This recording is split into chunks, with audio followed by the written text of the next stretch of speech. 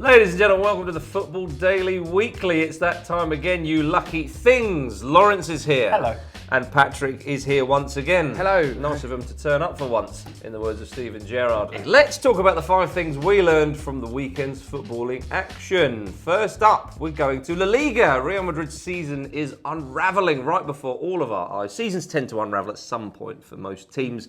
Real Madrid, it's their turn. They look like they've thrown away the league, Laurence. I don't know. They've thrown away the league carelessly. They did lose against a pretty good side this weekend, though, didn't they? Well, they drew. They drew. No, but they lost the league to a pretty good side. Oh, I this see. weekend. Yes, yeah. Okay, specify. Okay, sorry. So I'm just worried about the comments. No, yeah, you're right. Yeah, it should be more specific. But that's the point. Is the fact they drew this weekend? They've now pretty much lost the league to Barcelona, and they lost it this weekend because Barcelona have been imperious against other sides, and Real Madrid have just not managed to win against. And you're saying Real Madrid, they'll be all right with that. So, do you know what, Barcelona? You've been better. You've deserved it. Yeah, you know, right. In an independent state, you deserve that. but the point would be with Real Madrid that actually the season isn't over yet. No. And they Champions League. Yeah, they still have the Champions League. They're not down by a huge deficit in that. And I don't know, sometimes I think when we say these things, it plays into the idea that they're losing it, and then next week we come on the show and we go, well, they're back on track. Do you know what I mean? It seems quite short-termist to me. Sure. What I would say is there seems to be a lot of things happening to them at once, do you know what I mean? And accumulatively could sort of derail them. For example, we've got them throwing everything they had at Valencia and still not getting a result. I think they hit the woodwork 3 times. I think missed the penalty. Ronaldo missed the penalty. did. Yeah, absolutely. And and Bale hit the post, so he's having absolutely no luck at the moment either. So they're got an uphill struggle against Juventus midweek, and of course they could be facing the suspension of games in Spain as well. So which is a weird one. yeah, it's to do with the strike action after the TV money thing. So maybe in the long, so just to answer your point about the long-term picture could be different for Real Madrid as well, because their hegemony has been directly challenged because they're lucky enough with Barcelona to get the lion's share of an independent TV deal. Yeah. What I would say is also I think Real Madrid make a rack for their own neck. A rod for their own back. Yeah. They choose to invest a lot of money. They choose to make their club incredibly political, and they choose not to engage in the political discourse. How do you mean make them political? Instead of maybe dealing with the Gareth Bale incident as a big club would and kind of keeping it in-house, they choose to go very political, decide to release press statements and ask things like, is he a good signing on the club website? And there's no need for those kind of things. And it seems like there's a lot of people pulling in different directions. And the only one who I really feel sorry for is Carlo Ancelotti. And even then you don't really feel that sorry for him because he's a multimillionaire because of them. Yeah. But, the point would stand that he's trying to do a job there and trying to get them to the title. And there seem like there are lots of people pulling in different ways. Even Gareth Bale's agent this weekend came out and said he's not happy there. There's more than one way to bow out of the Premier League. Burnley beat Hull and they've scrapped away, haven't they? They've put in some hard-working performances. It's not quite happened. Whereas QPR 6-0 against Manchester City. They've conceded 67 goals this season, which is an unwanted club record. Yeah. A lot of people will feel a little bit sorry for Burnley because they've been on a shoestring budget. Sean Dyche has done not a bad job. Okay, they've only got something like 6 wins all season. Yeah. But considering their circumstances, people thought that they would maybe go straight back down. Whereas QPR, it's a funny old one, isn't it? Would the worry also be for Burnley that they might get stripped of some of their best assets now? Sean Dyche, Danny Ings. Ings is going, isn't he? So 2 big figures there for them this season. They didn't really score goals when Danny Ings wasn't firing. Yeah, I thought there was too much pressure on Ings. I thought he was obviously their great source of goals, and he hasn't scored for how many games until the weekend? Quite a few, actually. Yeah. So wasn't it like 10 games or something like that? But you're saying they'll be stripped of their assets. But okay, so they may lose the manager, which obviously would be a blow. out. They may not. Yeah. They'll probably lose Danny Ings, but actually, would they not keep a lot of their players? Whereas QPR, would they want to keep many of their players? Well, I mean, they're literally losing a lot of players who are out of contract and going back to their lone parent clubs. I mean, they're going to have a decimated squad anyway. Yeah. But where I agree with you, I think Burnley have more of a core of a team and just a team ethic, which QPR, you've seen in the press elsewhere. I think Jermaine Genius did an interview. Ian Holloway was on Sky Sports News this morning as well, talking about bad eggs and individuals. And so there's some, we can only imagine, there's some names in there that people are obviously disruptive influence, people who don't care about the club, people who consider that, well, if we go down, it won't matter to me because I'll get another club anyway. So I think QPR are more an existential crisis than Burnley, because I think Burnley overachieved this season despite going down. No one gave them a prayer. of the first 2 months. I think they went for a long time with any sort of win at the start of the season. And they surpassed expectations since then, and they dug in. And it was actually quite touched me, the fans, when Danny Ings scored at the weekend. They actually went bonkers. Yeah. And it was really contrasted with the scenes at the Etihad, which looked like a summer tournament kind of thing. It shows sort of vibe. Yeah. It shows the difference in first of all, the aim and what the clubs expect. And the fans of Burnley maybe expected to go down, and so their expectations for the season to get the best out of it. Yeah. And you say that with QPR, because of the misinvestment they've had, their expectations are different. But actually, the QPR fans, when you speak to them in London, I think, most of them don't sort of reflect the way that the club has been run. Chelsea and Liverpool have the next generation to consider. They've got to think a little bit more about youth players coming through and whatnot. Chelsea particularly. Obviously, there's much been made that John Terry was the last one to come through who's been playing regularly in the first team. Played every Premier League game this season. Right. Yeah. Not the point I was making, but a good stat. In the same way, he's now the highest scoring defender in the Premier League. Fantastic for him. But back to the point. Yeah. Loftus-Cheek. Yes. He started. He did start. A bit's been made of this young player coming through the Chelsea ranks and whatnot. Do you think that that's it could be a bit of a token gesture from Mourinho, or do you think he's actually a player who could become the real deal? Well, he looks incredibly promising and didn't really put a foot wrong. I think Mourinho took him out at the right time. Liverpool were taking control of the game. There was a danger of getting overrun. But I think the thing is with Chelsea is that they've stated they want to change their philosophy in terms of they want to sort of put the academy through. Now they have a very modest record of bringing youth players through. I think the last one, absolutely. And I think the last one Chelsea fans really had high hopes for was Josh McKechran. And I think Ancelotti tried to bring him through. Now the problem is one of the business model of Chelsea actually, because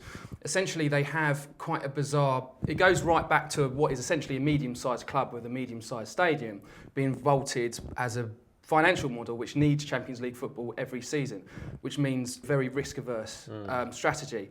It's probably also Roman Abramovich's personality in hiring foreign managers, but I think it's actually more to do with the fact that Chelsea cannot afford to not have Champions League football next season. So if it's all going a bit pear-shaped, you're looking at your Villas-Boas seasons, pick any other managers that have got a very ruthless chop, then he's out and we get someone in who can do the job to deliver Champions League football. What that means for the young players is it means less opportunity, and it also means that they won't to grow in the Premier League. Also means making mistakes, and that means by proximity dropping points occasionally. And there's no room for Chelsea to do that. Sure. So essentially, Josh McKechran and players of similar kind of promise don't get the games. Now they have. Now this is Chelsea have issued. Well, we've got to work the academy now. Yeah, they've got the best crop they've had in a while. They've got Don Solanke. They've got Loftus-Cheek, as we saw yesterday. They've also got Kurt Zuma, which is effectively a first-team player already. Doesn't really count as an academy player, though. He's not an academy player, but he's a young Frenchman. But there are young players coming through. That the thing is, there's one. I suppose why it's different now is, I suppose, getting to the point is that they have Jose Mourinho, and he's probably the only manager. In world football that will have the chance to blood players in and by proximity have any room at all for some sort of mistakes and lessons to be learned. What about Liverpool then? Yeah. Liverpool, perhaps their squad, the way they play football, their manager lends itself a bit more to youth players coming through. Jordan Ives, Raheem Sterling, obviously, Flanagan. Yeah, they've got a few already in there. Yeah, Martin Kelly went to Crystal Palace. That's right. Jay Spearing. Liverpool have had a good academy for quite some time now, and it was before Benitez joined Liverpool. It was already a reasonable academy. It produced like Sir Michael Owen, Steven Gerrard, Jamie Carragher. Murphy. It's quite reasonable. So quite reasonable record. But obviously underachieving in actual silverware, which is maybe where Liverpool would like to do better. And then Benitez came in and changed it a little bit. He tweaked it to make it a slightly more European model and bring more Spanish players in, bring more continental players young to Liverpool. And we saw likes of Suso, Pacheco, really good young players. Sterling was part of that system too, coming through and developing, but in a very cohesive way, which meant that the whole club was trying to play a similar kind of football. And it meant that when new managers have come in, such as Brendan Rodgers, they've been able to bring players out of the youth system and bring them through because they're already quite intelligent in a footballing sense. Not every academy does that. And you'd say Chelsea loan players out sometimes too soon and they don't get the same philosophy, also because their philosophy changed so much under so many different managers. So Liverpool have now got also, like you say, a style which suits young players. It's buccaneering. It's you're basically rushing forward. Jordan Ibe loves it. Sterling loves it. Likes of Flanagan, who's now injured, also love it. And the difference is now we're seeing Carragher, Gerrard, all the older guys leaving, so there's space in the team for those. Well, that's what I wanted to ask you was just that. I mean, Steven Gerrard. There's a Steven Gerrard shaped hole that's going to be there next season. Is there anything in the academy that that's going to contribute to filling that, Steven Gerrard? I don't know how much Liverpool actually want to fill the quarterback role at Liverpool. I think that they want to completely negate that as a formation. Brendan Rodgers doesn't appreciate it. He doesn't want to have another talisman, does he? He wants a evenly distributed squad. They often share the goals out a lot, don't they? Rodgers said on the weekend Chelsea bought 3 starters, right? And basically bought Fabregas, Diego Costa, and one other. I can't remember who it was. But he was saying that Liverpool lost those. He's saying in the off-season Liverpool need to invest, which means that they probably won't be bringing you through. So, while they are bringing the youngsters through, they also need to invest the money to complement those youngsters. And like you say in the Chelsea side, give them the space to make mistakes. Manchester United are returning to the UEFA Champions League. The Red Devils are going to be back in business in the competition, you would think. Yes. Patrick, you would think. Van Gaal's got a bit of previous in that competition, of course. Yeah. Is this, it's not too surprising that he's got them back in there, but Manchester United, are they back, so to speak? I think they're still they're not a cohesive team yet. Yeah. But I think for any of their rivals, I think the fact that they're back in Champions League football, they're Manchester United. They can sign the top players. They've already got Memphis Depay. Scored a screamer at the weekend. I think it's looking ominous for their rivals, and I also think that they'll have a decent stab at a title run. Not saying they'll win it next year. Yeah, do you think they'll have a shot at it? Definitely. Do you think that will help, Laurence? The fact that Champions League football will be back at Old Trafford. Some people say that more to do with the Europa League, but still they sort of say, if you don't have European football, you can concentrate on the league. But actually, a club like Manchester United, do you not think that rejuvenates them a bit? It kind of gets them going? Well, what it almost says is, we're back. So it's confirmation that they've done the right thing and that they've come full circle from the David Moyes time. Yes. For them, at least. Even if other people from outside are maybe pointing out that they still had a run of 3 games where they didn't win, they were not great on the weekend. And their midfield does still need some shape. So I think if in the off-season they can address those issues where, basically they've had some pretty inconsistent form at times this year. I think there were some rumblings as well from Manchester United supporters that it felt like this season they threw money at it.